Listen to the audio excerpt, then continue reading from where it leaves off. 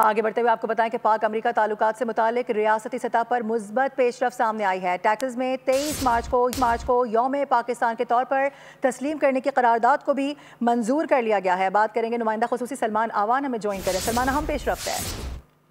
بالکل بھی بڑی اہم پیش رفت ہے پاک امریکہ تعلقات کے حوالے سے، خاص طور پر جس طرح سے ہم دیکھ رہے ہیں کہ پچھلے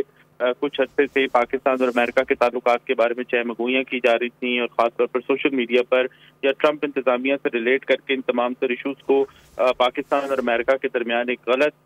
جو آپ کہہ سکتے ہیں کہ رنگ دینے کی کوشش کی جا رہی تھی۔ لیکن اسے ہم کہہ سکتے ہیں کہ جو ٹیکساس کے اندر جس طرح سے قرارداد منظور کی گئی ہے بہت بڑی ڈیولپمنٹ ہے۔ اس سے ظاہر ہوتا ہے کہ پاکستانی نژاد امریکن کمیونٹی جو ہے وہ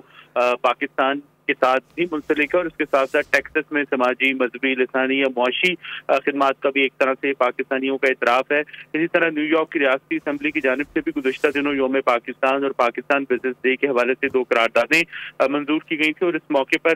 پاکستان کے سفیر رضوان سعید شیخ نے ٹیکساس کی اسمبلی کی جانب سے جو قرارداد منظور کی گئی ہے اس پہ خیر مقدم بھی کیا ہے، تشکر کا اظہار بھی کیا ہے، اور اب امریکہ کی جو مختلف اسٹیٹس کی جو ریاستی اسمبلیز ہیں یا پارلیمنٹس ہیں ان کی جانب سے قراردادوں کی منظوری ظاہر کرتی ہے کہ پاکستان اور امریکہ کے تعلقات جو ہیں وہ آپ کہہ سکتے ہیں ایک نئے